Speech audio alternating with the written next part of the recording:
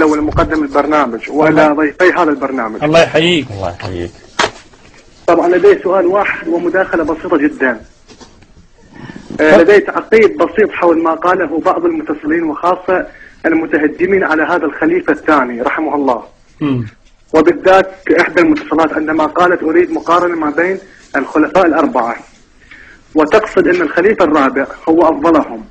وأنا أريد أن أقول بأن الرسول صلى الله عليه وآله وسلم قال عليه الصلاة والسلام: نعم، أنا مدينة العلم وعلي بابها.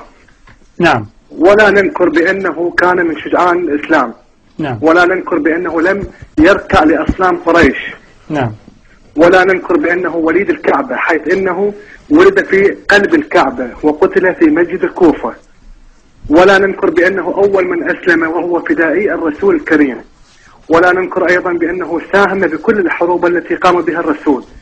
وأهم شيء لا ننكره عندما قال عمر رضي الله عنه: لولا علي لهلك عمر. لي وجهة نظر يعني الأخ لو سمحت لي يا أخ مبارك، يعني أشكر لك لطفك حقيقة، لكن يعني طبعا إيرادك جيد، لكن بالنسبة للحديث أنا مدينة العلم وعلي بابها، هذا حديث موضوع لم يقله النبي صلى الله عليه وسلم، ونحن سنأتي إن شاء الله عليه.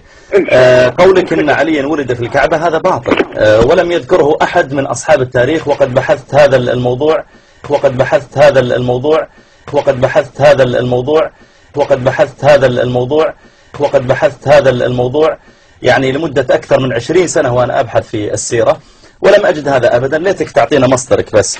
قولك أن عليا أول من أسلم، وليس أول من أسلم، أول من أسلم هي خديجة رضي الله تعالى عنها، أسلم بعد ذلك أبو بكر.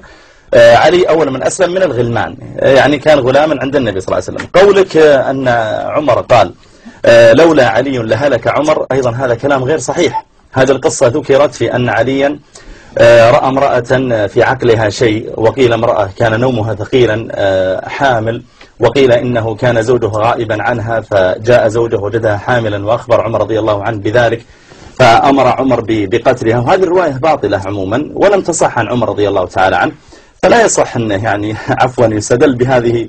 يعني أنا كتبت أول مرة لأعلق الثانية فوجدتك أنك كل النقاط الأربعة التي ذكرتها غير صحيحة.